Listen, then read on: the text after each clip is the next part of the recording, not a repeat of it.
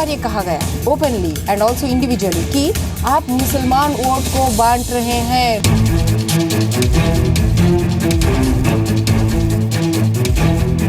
कि मुसलमान खुद ही इस चीज़ के लिए जिम्मेदार हैं, अनब्लाइंडली उन पे अपना फेट करते हैं।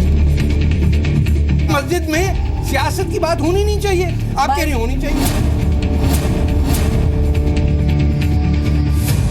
पार्टीज जो हैं वो सिर्फ और सिर्फ अपना वोट बैंक बनाने के लिए मुसलमानों को या किसी और भी कम्युनिटी को यूज करती हैं। हमारे फैमिली वाले क्या दे रहे हैं, आजकल के यूथ ये सब नहीं देखते हैं। कि टॉयलेट जाने से पहले आपको बताना पड़ेगा, पूछना पड़ेगा किसी आलिम से कि हम दाहिना पैर पहले बाहर रखें या अंदर रखें। तो मैं एक 18 साल से ज़्यादा का युवक हूँ, मेरी अपनी मर्जी है, मैं जिसको चाहे वोट दूँ।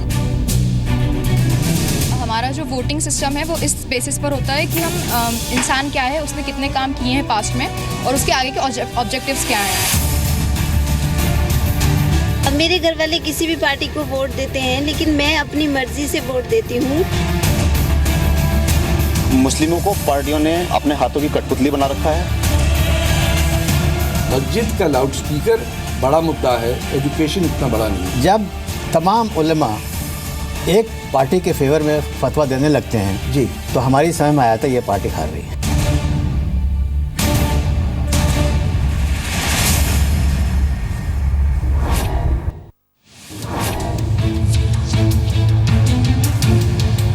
नमस्कार, अस्सलाम वालेकुम, आदाब। मेरा नाम तारिक फतह है। एक बार फिर फतह के फतवे के साथ आपके सामने हाजिर हूँ। आजकल हिंदुस्तान के 5 स्टेट्स में इलेक्शन हो रहा है, एक फेस्टिवल है। दुनिया भर में मैंने इलेक्शन देखा है। मैं कनाडा में रहता हूँ, मैंने पाकिस्तान में देखा है, बांग्लादेश में इलेक्शन देखा है, बरतानिया में, फ्रांस में, डेनमार्क में, लेकिन कहीं इतने मौज मेले और कसरत से लोग नहीं जाते जितना हिंदुस्तान में। जहाँ तक मेरी ओपिनियन है, मैंने देखा है पिछले कुछ 50 साल से मैं भी इलेक्शन देख रहा हूँ, धीरे धीरे वोट बैंक पॉलिटिक्स बढ़ती जा रही है। और ये उस वक्त भी शुरू हुआ जब मौलाना आज़ाद से कहा गया कि आप एक ख़ास कंस्टिट्यूंसी से लड़ें क्योंकि वहाँ मुसलमान ज़्यादा हैं। तो ये बहुत पहले की बात है, किसी सियासी जमात पे इसका इल्ज़ाम मैं नहीं लगा रहा हूँ, ये कल्चर बन गया है।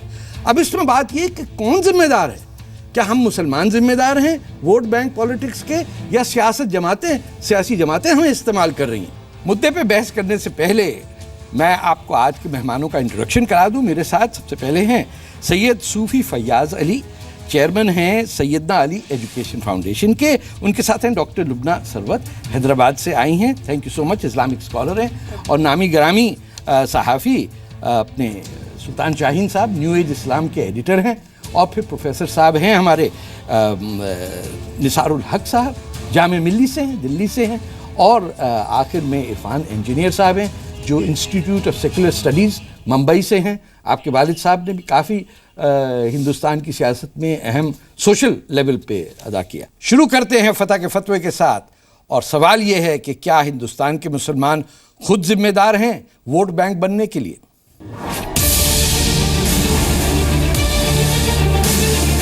मुस्लिम मतदाताओं पर यह आरोप लगाया जाता है कि उनका वोट एक मुश्त होता है। भारत की कुल आबादी में 14.2% मुस्लिम आबादी है, यानी देश में कुल मिलाकर 17 करोड़ 22 लाख मुसलमान हैं। लोकसभा की 35 सीटें ऐसी हैं जहां 33% मुसलमान वोटर हैं। लोकसभा की 38 सीटें ऐसी हैं जहां 21 से 30% मतदाता मुस्लिम हैं। और लोकसभा की 145 सीटें ऐसी हैं जहां 11 से 20% मुस्लिम वोटर हैं। ध्यान देने की बात यह है कि आमतौर पर मुसलमानों के बीच जाकर उनके नेता इमोशनल मुद्दों की चर्चा करते हैं, लेकिन विकास की, रोजगार की, शिक्षा, सेहत की चर्चा नहीं करते। फतह का फतवा है कि हिंदुस्तान के मुसलमानों को गैर जरूरी मुद्दों में उलझाकर उन्हें वोट बैंक बनाने की सियासत खत्म होनी चाहिए। प्रोफेसर आपने सुना और सुप्रीम कोर्ट का वो फैसला भी या रिकमेंडेशन भी सुनी कि धर्म को और सियासत को ना मिलाया जाए, धर्म के नाम पे वोट ना मांगा जाए। तो इसमें किसकी जिम्मेदारी है? हमारी मुस्लिम कम्युनिटी की है कि लोग हमसे इस तरह डायरेक्ट कर रहे हैं, या सियासी जमात हमें इस्तेमाल कर रही है? ये तो काफ़ी अरसे से हो रहा है। नहीं, मुझे लगता है कि हम इस्तेमाल हो रहे हैं और सियासी जमातें उसका फ़ायदा उठाती हैं और उसको एडवांटेज लेके, और सुप्रीम कोर्ट का बहुत अच्छा डिसीज़न है जिसमें कहा गया है कि मज़हब के नाम पर वोट न, क्योंकि बिल्कुल इंडिपेंडेंट होना चाहिए। जिस वक्त हम वोट देते हों तो ये हमारी विजडम का होना चाहिए। डेमोक्रेसी में सबको इख्तियार है वो किसी भी वो पार्टी को वोट दें। तो और अगर ये मज़हब के नाम से वोटें तब्दील की जाएंगी या किसी को दिलवाई जाएंगी तो ये मैं समझता हूँ बहुत मुनासिब नहीं है। मौलाना साहब, आप सूफी साहब फरमाइए, इसमें क्या समझते हैं कि इसका किसका कसूर है? हम मुसलमानों का है कि हम वहाँ हर जमात हमें खींच रही है, कोई हमको समझता है कि ये ग्रुप है, इसको इस्तेमाल किया जाए, इसमें किसका कसूर? देखें तारिक साहब, जो ये लोग कर रहे हैं, ये सियासी पार्टीज वगैरह जो हैं, मतलब हमारा इसमें कसूर, ये इसमें जो इस तरह हमें बांटा जा रहा है, हम ना बढ़ते हुए एक यकजा होके, तो फिर आप वही कह रहे हैं कि मुसलमान एक जगह यकजा होके? नहीं, हम तमाम लोग, अच्छा, हिंदुस्तान हाँ, हिंदुस्तान के तमाम लोग मुसलमान, तो वो तो बटे हुए तो हैं सियासी पार्टियों में। तो हम नहीं बटे, जो हमें बांटना चाह रहा है हम उसके कहने पे जो ना बटे। डॉक्टर साहिबा, आप बताइए, ये तो ऐसा लग रहा है, ये तो जैसे रूस में एक ज़माने में इलेक्शन होता था कि 99% वोट कम्युनिस्ट पार्टी को पड़ जाते थे, लोग कहते थे बड़ा इत्तेहाद है वहाँ पे, तो ये एक स्टेप बैकवर्ड नहीं हुआ? देखो, अभी जो फयाज भाई अभी बता रहे थे कि हम एकजुट होंगे। ये हम कौन है? ये हम हिंदुस्तान नहीं है, वो हम मुसलमान की बात कर रहे थे। नहीं, ओके, हम मुसलमान की बात नहीं, हम जो है हम पूरा हिंदुस्तान, अब जो है हमें इससे आगे आना चाहिए। ठीक है, तो मैं इससे इत्तेफाक नहीं रखती हूँ इस बात से कि मुसलमान अपने आप को एक अलग, अपने आप को ज़्यादातर एक, हम किसको वोट डालें, हम एकजुट होके हम किसी को जिताएंगे या किसी को हराएंगे, ये फीलिंग है हिंदुस्तान के मुसलमानों में, फीलिंग है। मैं ये किस बुनियाद पे कह रही हूँ? I want to bring a different angle. मैं एक कंटेस्टेड कैंडिडेट हूँ। अच्छा।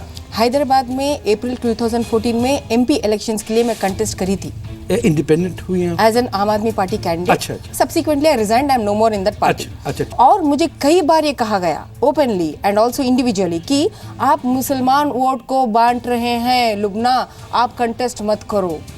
कैसे बांट रहे हैं? वही तो भाई। So what I am trying to tell here is, हम तो जो अनइन्फॉर्म्ड अनएजुकेटेड की बात कर रहे हैं यहाँ पर, यहाँ तो एजुकेटेड लोग ये बोल रहे हैं मुझे कि आप मुसलमान वोट को मत बांटिए लुबना। आपको ये क्यों कहा गया कि आप मुसलमानों को बांट रही हैं? वोट्स को, मुसलमान वोट और मुसलमान तो अच्छा हम वही बात पे टिके ना। फिर कहीं मुझे कुछ बोल दे, मुसलमान वोट को आप बांट रही हैं। अच्छा, ये क्लियर कट मुझे बोला। मुझे इसका मतलब, अच्छा आप समझाइए ये मतलब क्या? ये एक पॉइंट है जो मैं कंप्लीट करना चाहती हूँ। हाँ, जरूर प्लीज। अभी इलेक्शंस तो हो चुके, अब इलेक्शंस होने के बाद इनमें से कई लोग मुझे अलग अलग जगह पर मिल रहे थे।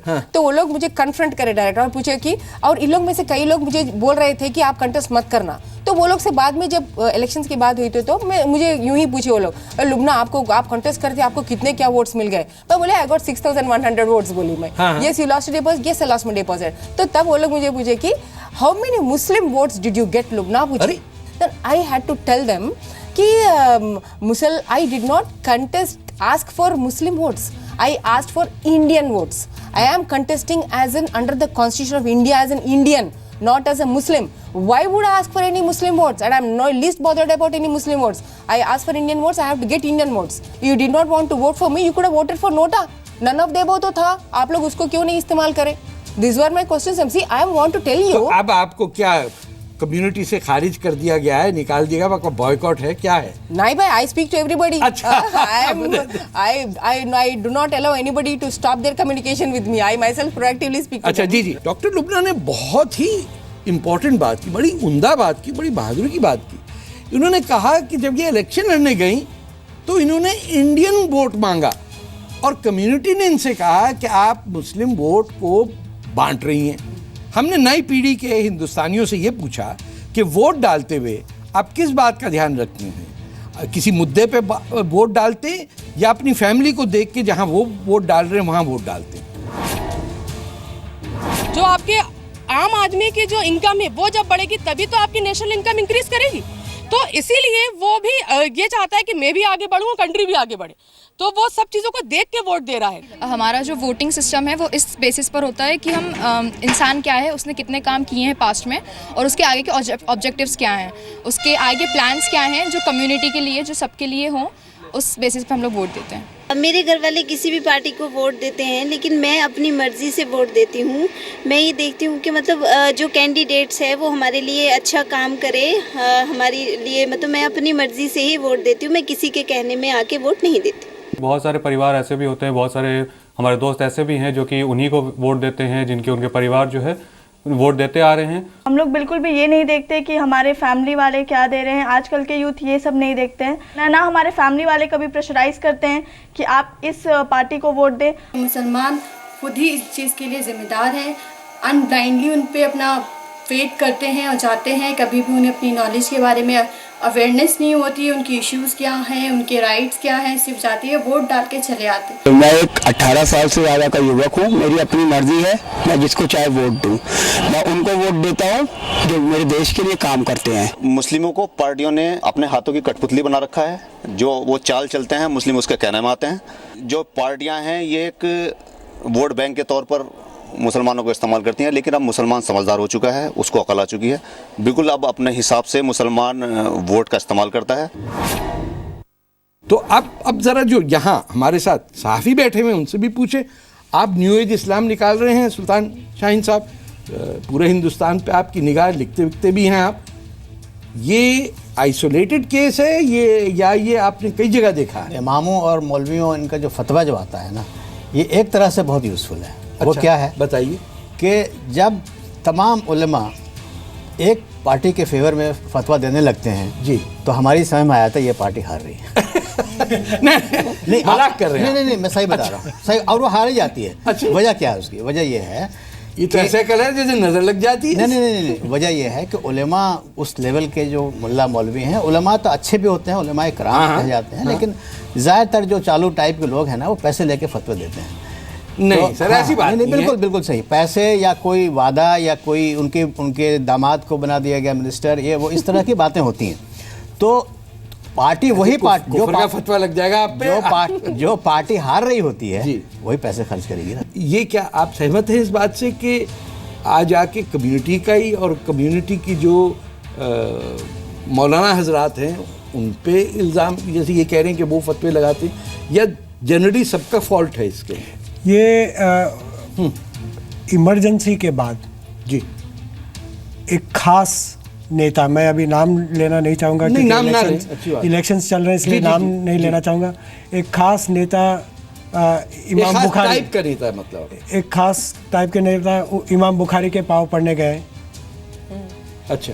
और ये पूरी दुनिया जानती है कि तब से मुस्लिम वोट बैंक की बात होने लगी। लेकिन सवाल जो प्रोफेसर साहब ने उठाया, जिसका मैं जवाब मौलाना साहब से सुनना चाहता हूँ, उन्होंने कहा कि ये वोट बैंक की पॉलिटिक्स में मौलानाओं का या फतवा लगाने वालों का या उलमा का काफ़ी हाथ है।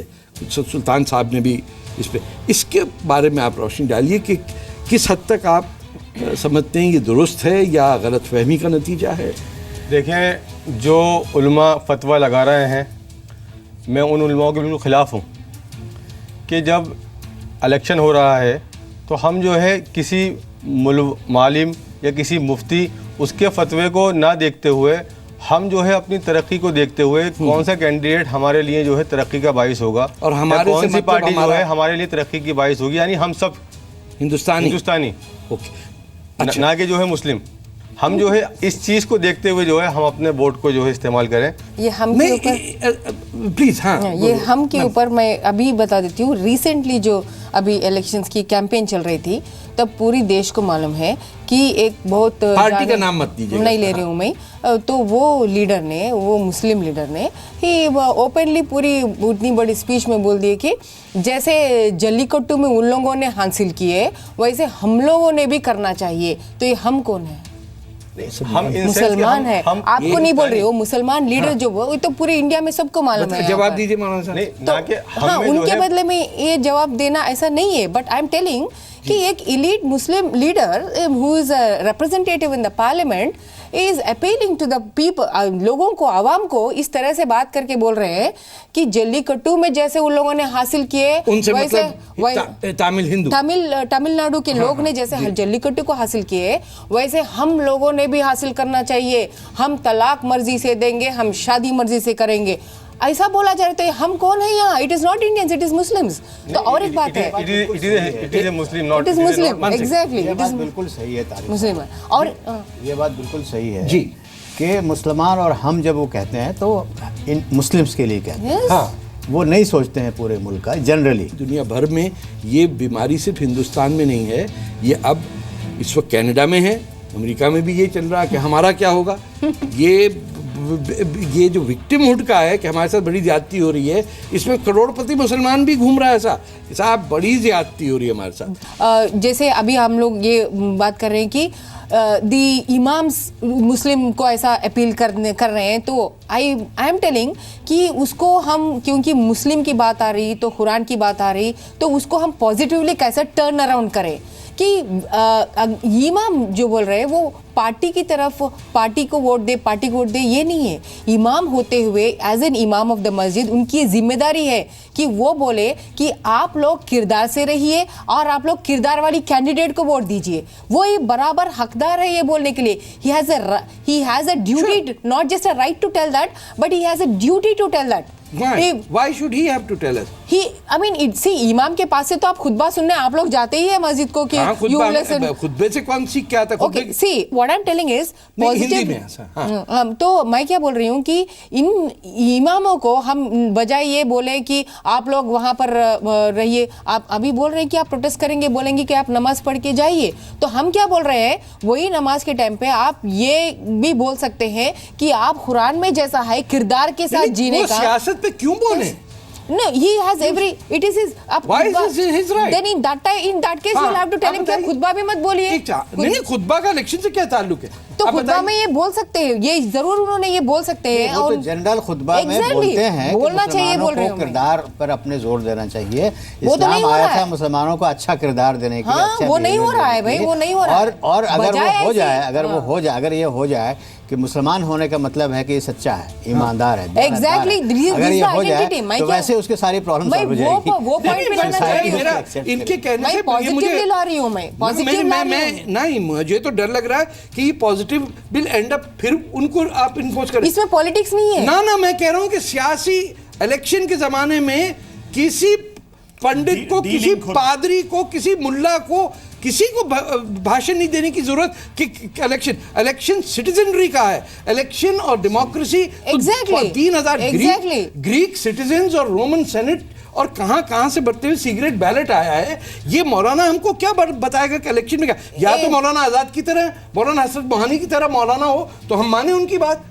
मौलाना हसरत मोहानी जैसे लोग यही बात मैं क्लैरिफाई करना चाह रही हूँ। आप ये तो नहीं बोल रहे हैं कि मौलाना ने फ्राइडे में खुतबा नहीं देना चाहिए, वो तो बोलेंगे खुतबा तो होगा ही। तो खुतबे में पॉजिटिवली क्या टर्न आना चाहिए? He suppose to tell from the Quran to every Muslim कि आप लोग कुरान में जिस मुताबिक से किरदार से, सेक्युलर से डेमोक्रेटिकली रहने को कुरान में बोला जा रहा है, हर आयत में आयत बोला जा रहा है, तो आप लोग उस तरह रहिए, उस तरह कैंडिडेट्स को ढूंढ के आप डालिए वोट, ये बोलना चाहिए। ये तो राइट भी है और ड्यूटी भी है। डॉक्टर लुबना की जो बात है कि मौलानाओं को सियासी किरदार पे बोलने का हक है, ये बल्कि उनको कहना चाहिए। मुझे ये डर है कि ये पूरा साइकिल वहीं पे आके रुकेगा जहां शुरू हुआ था, जब हम कह रहे हैं कि धर्म और सियासत, और सुप्रीम कोर्ट ने कहा कि किसी धर्म के साथ सियासत नहीं जोड़नी चाहिए। तो ये क्यों हम इस साइकिल से बाहर नहीं निकल पा रहे प्रोफेसर साहब? हम ऐसा लगता है कि आज आके फिर वहीं खड़े हो जाते हैं। मुझे लगता है सुप्रीम कोर्ट ने जो डिसीजन दिया है वो बहुत इंपॉर्टेंट डिसीजन है और उसको सबको लेना चाहिए। और ख़ास तौर से जो मौलाना हैं उन्हें इस तरह की बात नहीं करनी चाहिए कि कम्युनिटी को किस तरफ या किस पॉलिटिकल पार्टी को वोट देना चाहिए। मुझे लगता है कि सर्विस की बजाय डिससर्विस कर रहे हैं वो कम्युनिटी की। कोई मौलाना ऐसा पार्टी की नाम लेके बोलना एकदम सरासर सुप्रीम कोर्ट की कंटेम्प्ट हो जाएंगी and it is not even necessary. बल्कि मैं जो कह रही हूँ वो कुछ अलग है, क्योंकि यहाँ मुसलमान की बात हो रही है और मुसलमान तो फ्राइडे जाएंगे और इमाम की ये तो एक राइट और ड्यूटी भी है जाने, इसलिए सुनते कि कुरान में क्या कहा गया है। कुरान में यही कहा गया है ना कि सेक्युलर रहना चाहिए, डेमोक्रेटिकली रहना चाहिए। मौलाना थोड़ी मानते हैं इस बात को।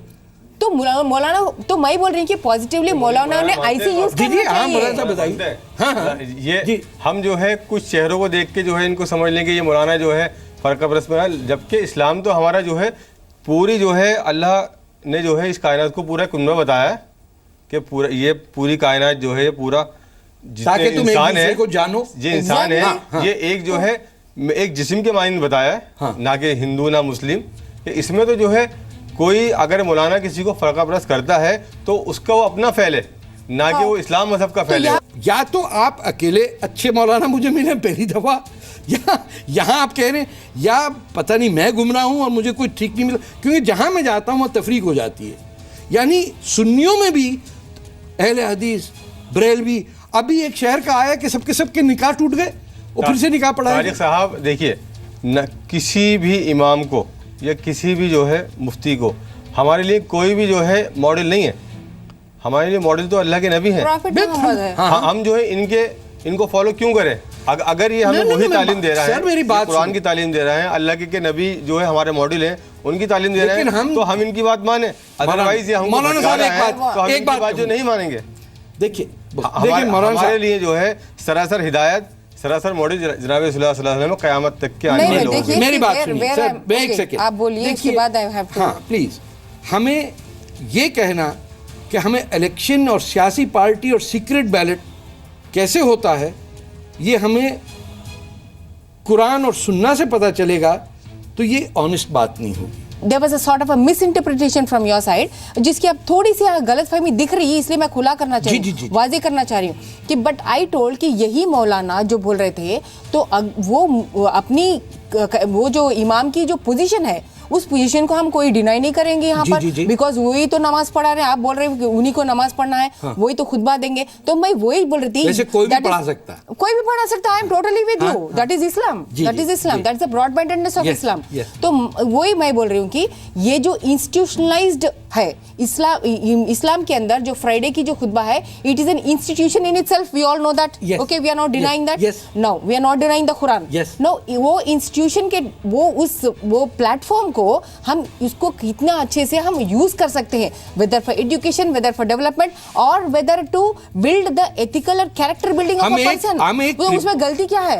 अगर उसने पार्टी बोल, एक मिनट मैं खत्म कर रही हूँ बात, अगर उसने पार्टी का नाम वगैरह बोले हैं तो हम सब उनके आपके साथ है, we are telling it is wrong, but if he is telling कि आप लोग कुरान को बेसिस, वी कुरान में देखिए भाई क्या बोला जा रहा है कि इंसान ने इस किरदार पे बेसिस करना चाहिए, कुरान में इंसानियत के बारे में बात हो रही है, तो ऐसी बात अगर इमाम कहे कि आप किरदार को देख के वोट डाले, उसमें गलती क्या है? नहीं, मेरा सिलसिला ये है वोट की बात नहीं करना, वोट की बात का ताल्लुक नहीं होनी चाहिए, बात ही नहीं किरदार बनाएंगे तो ऑटोमेटिक जो है वो सोसाइटी से रिलेटेड है, उसका मस्जिद। Islam is such a religion, it is, जैसे मौलाना ने अभी बताए हैं, सॉरी फैज भाई अभी जो बताए हैं कि Islam encompasses every field of a human, तो फिर सेक्युलर सोसाइटी होनी नहीं चाहिए? तो नहीं, इस्लाम तो पूरी सेक्युलर है, लकुम दीनुकुम वलिय दीन, the biggest secular thing is in the Quran. Quran बहुत और पूरी इंसानियत को उसमें दावत है भाई, पूरी इंसानियत को की उसमें दावत है, इंसानियत को के साथ you behave in A secular manner बोल के कुरान से बोल रहे हैं। यहाँ दूसरे मजहब के लोग भी हैं और हम कैसे उनके साथ देखिए पॉलिटिकल स्ट्रक्चर जो शेयर करते हैं, वहाँ अगर मौलाना कहेंगे कि आप किरदार के अनुसार दो, तो दूसरे फिर और हर मौलाना अलग अलग है, दूसरे फिर देखिए इसमें भी ये आप ऐसे यू आर गोइंग इनटू किसे कहते हैं पिट ऑफ स्नेक्स, जिसके अंदर आप निकल नहीं पाएंगे। इफ अगर अच्छा कुरान को भी आप बाजू रख दीजिए, बाजू नहीं रखते, हम कह रहे हैं सियासत में। एक मिनट अच्छा, किसका किरदार अच्छा बताएंगे वो? क्वेश्चन ये भी हो जाता है ना फिर हाँ, कि तो अगर मौलाना ने कहा कि जैसे अभी तारिक फतेह साहब ने क्या बोले, truth is truth, truth will stand out बोल के बता दिया। जज कौन करेगा कि इस आदमी का किरदार बहुत अच्छा है, इसका बहुत खराब है? हाँ भाई वही तो बोल रही हूँ मैं। इंडिविजुअल अगर जज करें तो वो ज्यादा बेटर। प्रोफेसर साहब मेरी विजडम क्या है, उसके दो तीन मैं किसको अच्छा नापने का पैमाना जो है मौलवी साहब नहीं है। साहब ने क्या बताया, ट्रूथ विल स्टैंड आउट बोल दिया मौलवी साहब नहीं है। नहीं मैं मुझे ये नहीं सही कैरेक्टर दूसरों की सेंसिबिलिटीज के बारे में भी हम सेंसिटिव होने चाहिए। जहाँ मौलाना या चर्च या कोई ऐसी बातें करेंगे तो दूसरे मजहब के जो लोग हैं we are inviting trouble. He is not at all taking the point, क्योंकि अगर हम कुरान के बराबर भी जाएंगे तो पूरी कैरेक्टर पे ही नहीं, एज इंडियन हम नहीं जा सकते। हमारा जो बुक है supreme authority, deny me to form a I mean इंसानियत की जो बुलंदी कॉन्स्टिट्यूशन है हमारा। हाँ कॉन्स्टिट्यूशन, इंडिया का कॉन्स्टिट्यूशन है। As an Indian I am totally with my constitution. As a Muslim, I have my Quran, and this is totally compatible because इतनी डेमोक्रेसी और सेक्युलरिज्म मुझे कुरान में दिख रही है, उतनी फ्रीडम मुझे कॉन्स्टिट्यूशन दे रहा है। कुरान और मुसलमान के बीच में दूरी पैदा करने के लिए ही ये जो इंस्टीट्यूशन है उलेमा का ये बनाया गया। हाँ? ये तो एग्जिस्ट नहीं करता। आप उन्हीं को अगर आप पावर दे देंगे, बहुत हंगामा हो जाएगा अगर अजान का मैं कह दूं कि सुबह की अजान सुन्नत भी नहीं है लाउड स्पीकर देना, और फतवे भी हैं 1922, 1936 और 1942 तक के लाउड स्पीकर हराम है, और उसके बावजूद आजकल लाउड स्पीकर पे सबसे ज्यादा जोर है। फतह के फतवे में आज हम बात कर रहे हैं कि मुसलमान हिंदुस्तान का एक वोट बैंक कैसे बन गया।